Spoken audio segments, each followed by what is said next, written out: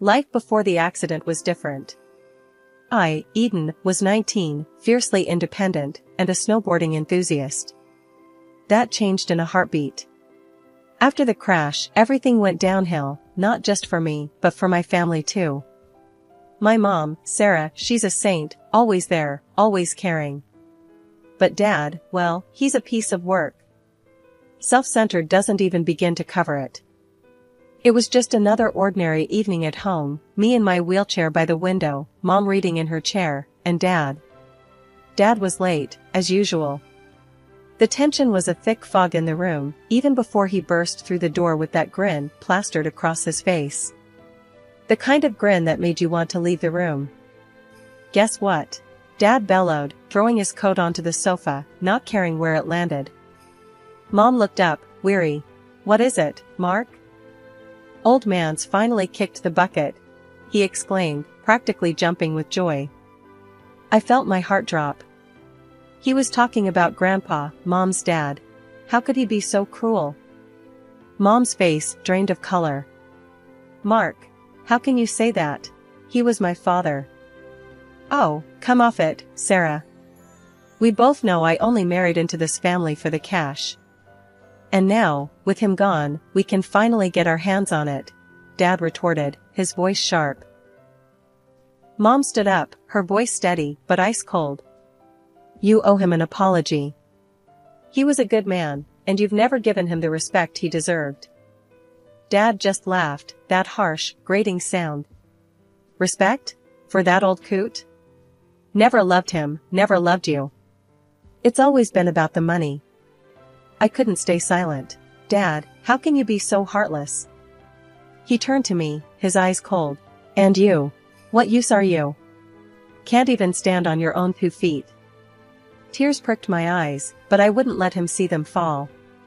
Mom moved to my side, her hand warm on my shoulder. Don't listen to him, Eden. You're stronger than he'll ever be. But the words had already sunk deep, leaving a scar that felt as physical as the one on my spine.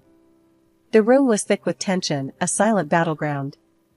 Dad's phone rang, and he answered with a laugh, turning his back on us. Yeah, he's finally gone. Party at mine this weekend. Bring the good stuff. Mom sighed, her eyes meeting mine with a sadness that mirrored my own. Let's go to bed, Eden. There's nothing for us here. As we left Dad to his call, I couldn't help but feel a piece of our family die with Grandpa. Dad's joy at his passing was a poison, one that threatened to consume what little love was left in our home. The next day was no better. Dad was gone before we woke, probably off to celebrate his newfound freedom. Mom tried to smile over breakfast, but it didn't reach her eyes. We'll get through this, Eden. Together, she said, squeezing my hand. I nodded, forcing a smile. Together. As the days turned to weeks, the house felt more like a prison. Dad's presence loomed large, even in his absence. The joy he felt at Grandpa's death was a clear message. He was in charge now, and we were just living in his world. After Grandpa's funeral, our house became a war zone.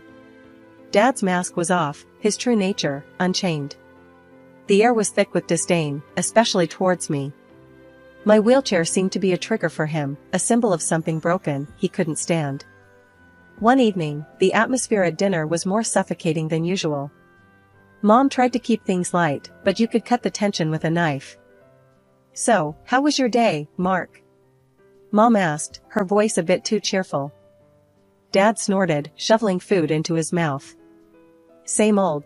But better knowing there's one less leech sucking my wallet dry. Mom's fork paused midair. Mark, please. Can we not do this tonight? He glared at her, then at me. Oh, I'm sorry. Are we pretending the freeloader isn't sitting right here? I felt my cheeks burn, my hands clenching into fists under the table. I'm right here, Dad. You don't need to talk about me like I'm not. He laughed, a sound that made my skin crawl. Oh, now the cripple speaks up. What are you gonna do, huh? Race me? Mom stood up, her chair scraping back. Mark. That's enough. He just raised an eyebrow, challenging her. Or what? You'll leave me? Please. We both know you'll be lost without me. The words stung, not because they were true, but because they were meant to hurt. Mom sat down, defeated. Dinner continued in silence, each bite tasting like ash. A few days later, Lisa, the new nurse, arrived. From the get-go, I knew something was off. Her smile was too tight, her eyes cold. "Nice to meet you, Eden," she said, her voice dripping with something I couldn't place. Was it disdain? Pity? "Yeah, sure," I replied, not in the mood for pleasantries. As the days passed, her accidents became more frequent. A cup of tea slipped from her hands, drenching my lap.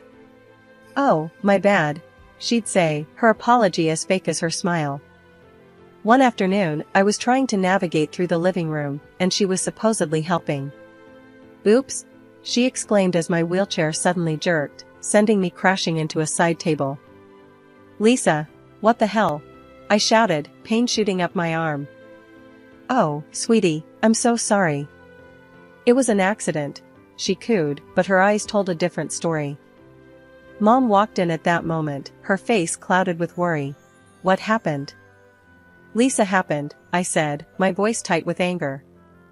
Mom turned to Lisa, her gaze stern. "This needs to stop.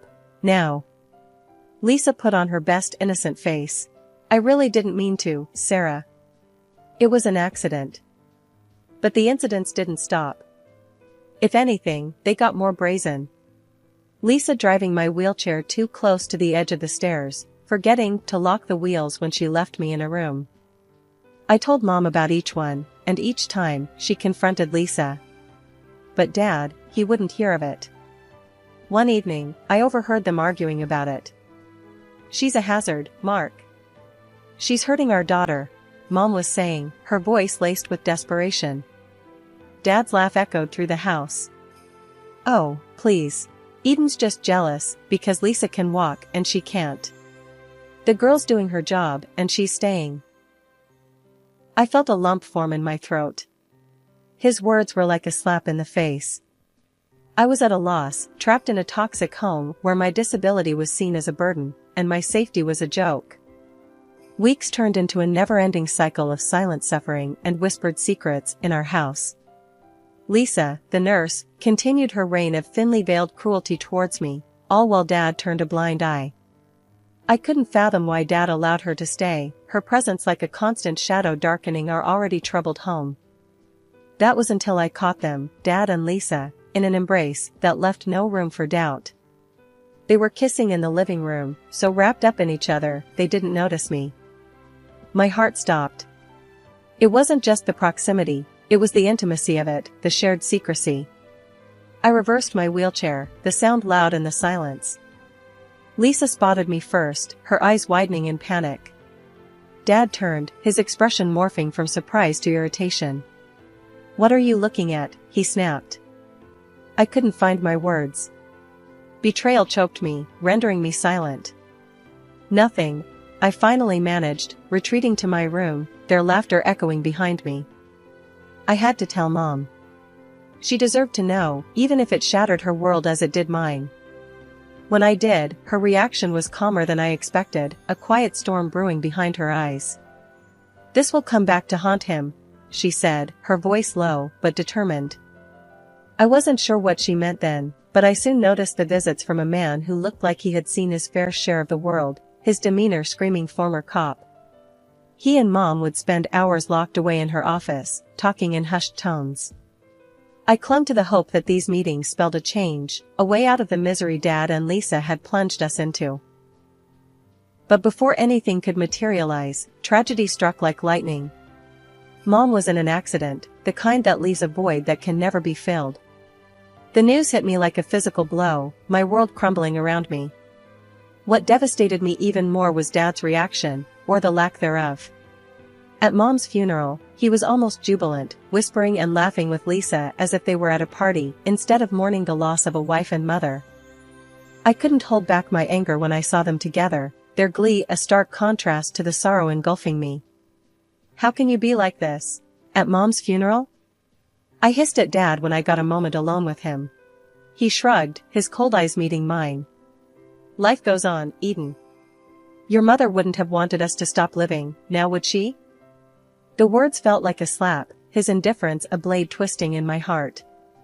But it was his next actions that showed his true colors.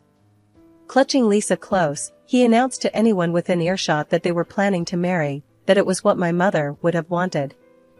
I stood there, a mix of grief and disbelief washing over me. The man who was supposed to be my protector, my guide, was nothing more than a heartless stranger, celebrating his newfound freedom at the expense of my mom's memory. The house felt colder after Mom's funeral, like all warmth had left with her. Dad and Lisa, they didn't even pretend to mourn. It was business as usual for them, maybe even a bit cheerier, if you can believe it. A week had passed, and the air was thick with unsaid things. Dad called a family meeting, which was a joke, really. Just me, him, Lisa, and Uncle John and Aunt Marie, who had come down to help with everything. We were all sitting in the living room, the tension palpable. Uncle John looked like he was gearing up for a fight. Aunt Marie's hand on his knee was the only thing keeping him in check. Dad cleared his throat, a smug look on his face.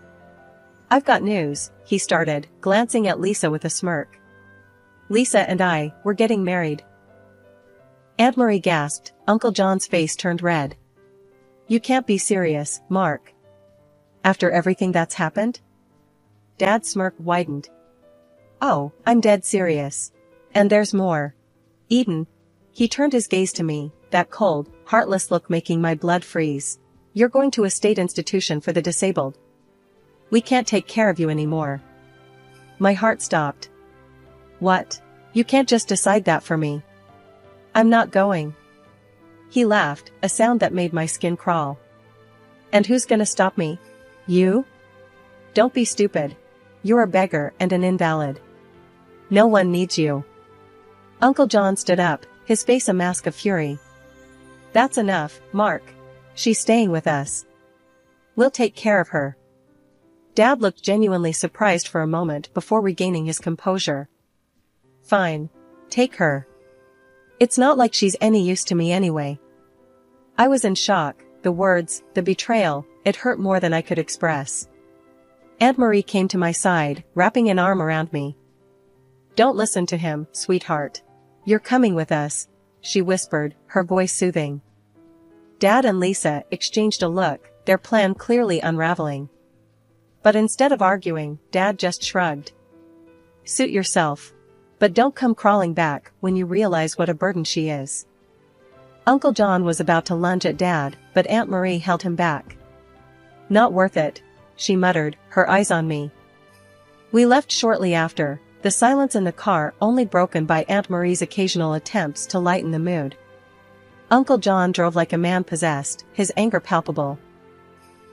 Once we arrived at their place, Uncle John turned to me, his expression softening. "Eden, your family. And family sticks together, no matter what. That man," he couldn't even bring himself to call Dad, "is no family of ours." Aunt Marie nodded, taking my hand.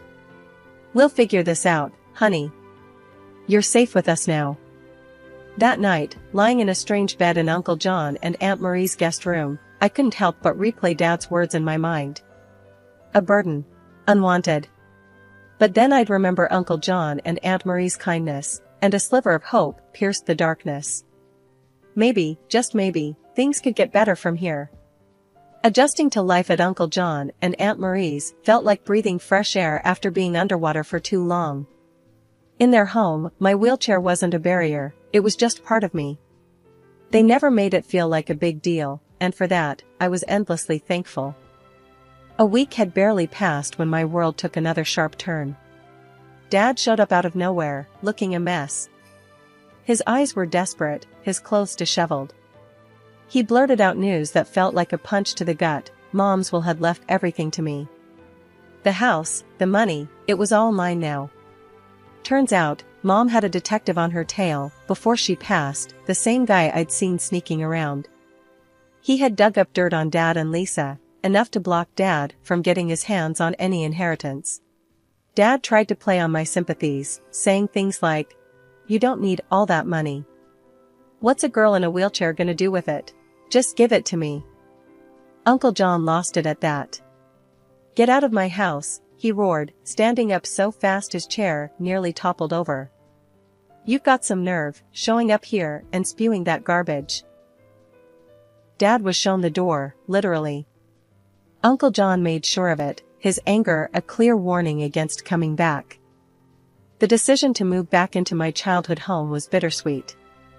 Uncle John and Aunt Marie insisted on coming with me, making sure everything was still in place for my return. The house had been modified years ago to accommodate my wheelchair, so navigating the familiar spaces brought a surge of memories. Rolling through each room, I couldn't help but feel the presence of my mom. This was where we had laughed, cried, and shared our lives. Now, with the house officially mine, I felt her absence more keenly than ever. Uncle John broke my reverie. "What do you think, kiddo? Ready to make this place your own again?" I nodded, feeling a mix of sadness and determination. "Yeah, I am. It's going to be different, but I think Mom would have wanted me to have a fresh start here." Aunt Marie smiled, her warmth enveloping the room. "She'd be proud of you, Eden. We all are. And remember, we're just a phone call away." As they helped me settle in, I thought about Dad's words, his attempt to diminish me because of my disability. But sitting in my home, surrounded by love and support, I realized his words couldn't touch me anymore. I was more than my wheelchair, more than the limitations he tried to impose on me. This house, my inheritance, wasn't just about the money or the property. It was a testament to my mom's love and foresight. It was a safe haven, a place where I could start anew, building a life on my terms. "Thanks, Uncle John, Aunt Marie. For everything," I said, my voice steady with newfound resolve. "I'm not sure what the future holds, but I'm ready for it. With or without Dad." They shared a look, a silent agreement, then Uncle John said, "That's the spirit, Eden. You're gonna do great things. We believe in you." The house felt different that evening, not just a structure of brick and mortar, but a home filled with possibilities and dreams waiting to be realized. For the first time in a long time, I felt genuinely hopeful about the future. A few weeks had settled into a new kind of normal at the house. Aunt Marie decided to stay with me for a bit, helping me out and keeping me company until we found the right nurse. It was nice, having her around. Made the big, old house feel warm again. One lazy afternoon, we were in the kitchen, Marie flipping through a cookbook, when we heard a car pull up. We glanced at each other, both of us tensing up. When we saw it was Dad and that nurse of his, Lisa, my heart sank a bit. But I was determined to face them, to show I wasn't the same person they'd left behind. Dad knocked, his face all desperate when I opened the door. Lisa stood behind him, her arms crossed, looking everywhere but at me. "Can we talk?" Dad's voice was softer than I remembered, but I could still hear the selfishness underneath. I nodded, out of some old respect or maybe just curiosity. "All right, talk." He started rambling about how hard things had been since they left, how he'd racked up debts, thinking he'd get a piece of Mom's inheritance. Lisa just rolled her eyes, like she'd heard this sob story too many times. "And now, well, we've got nowhere decent to stay. I was thinking, maybe we could come back here." He trailed off, looking hopeful. I couldn't believe what I was hearing. After everything, he thought he could just waltz back in? I felt Aunt Marie's hand on my shoulder, a silent sign of support. "No," I said, stronger than I thought I could. "You made your bed, now lie in it." Dad's face fell, and for a moment, I almost felt sorry for him. Almost. As they turned to leave, Dad and Lisa started arguing right there in my driveway. It was like watching a trashy TV show live. "I want those jewels back, the ones I gave you," Dad shouted, his voice cracking with desperation. Lisa laughed, harsh and loud. "As if, why would I give anything to a broke old man? You promised me a life of luxury, not debts." Aunt Marie and I watched from the doorway, not even trying to hide our interest. It was a mess, but it was also a kind of closure. Seeing them like that, at each other's throats over the very things that had torn our family apart, I felt a weight lift off me. I turned to Aunt Marie, who had a small smile on her face. Let's go back inside, I said. I've had enough drama to last a lifetime. She nodded, and we closed the door on that chapter of our lives for good. That night, Aunt Marie and I sat in the living room, a sense of peace between us. The house felt different now, like it was really mine. Our laughter echoed through the rooms, filling the space with new memories. I'm proud of you, kiddo, Aunt Marie said, her voice warm. Your mom would be too. I smiled, looking around at the home I was beginning to rebuild. Thanks, Aunt Marie. I think I'm finally starting to feel like myself again. The path ahead wasn't going to be easy, but with Aunt Marie by my side and the memory of my mom's strength guiding me, I knew I could face anything. Sweet justice, indeed, but also a fresh start. Life after Dad and Lisa's showdown felt like turning over a new leaf. Aunt Marie stayed with me, her presence a constant comfort as we navigated my new reality together. We were in the thick of interviewing nurses, trying to find someone who wasn't just qualified, but also a good fit personality-wise. One afternoon, we sat in the living room with a candidate named Jenna. She was young, around my age, with a bright smile and an easygoing manner that made me like her almost instantly. So, why nursing? Aunt Marie asked, getting straight to the point as she always did. Jenna leaned forward, her hands clasped. I've always wanted to help people. To make a real difference, you know? And after my granddad got sick, I realized this is how I could do it. I nodded, impressed by her sincerity. What about working with someone in a wheelchair? Any experience with that? Jenna nodded eagerly. Yes, actually. I volunteered at a rehab center during college. It's about making life easier, more enjoyable. I believe in focusing on what people can do, not what they can't. Aunt Marie and I exchanged a look, a silent agreement passing between us. We'll let you know soon, Aunt Marie told her as the interview wrapped up. But I had a good feeling about Jenna. After Jenna left, Aunt Marie turned to me, a smile playing on her lips. Well, what do you think? I smiled back, feeling more hopeful than I had in a long time. I like her. She seems right. The decision to hire Jenna was a turning point. She wasn't just a nurse, she became a friend. Someone who laughed with me, not at me. Who saw beyond the wheelchair. One day, Jenna and I were in the garden, enjoying the afternoon sun. I was telling her about my plans for the place, how I wanted to make it more accessible, to maybe even start a small garden of my own. Jenna was all in. That sounds amazing, Eden. Count me in. I might not have a green thumb, but I'm a quick learner. Aunt Marie watched us from the kitchen window, a satisfied smile on her face. Later, she joined us outside, bringing out a pitcher of lemonade. To new beginnings, she toasted, raising her glass. Jenna and I echoed the sentiment, our glasses clinking in the golden afternoon light. Months have rolled by since I took back control of my life. I'd even started taking online courses to continue my education, not letting my wheelchair define what I can or cannot do. I decided to give a chunk of the inheritance from my mom and grandpa to a foundation that helps folks in wheelchairs get back on their feet, so to speak. It feels good, you know? Making a difference, giving back in a way that feels personal to me. As for Dad, last I heard, he's scraping by, working jobs he once would have turned his nose up at. The high life he once lived, all that charm and polish, it's gone. People barely recognize him now. And it's not like I get a kick out of hearing about his downfall. It's more like it's confirmed something I've come to believe, karma's real.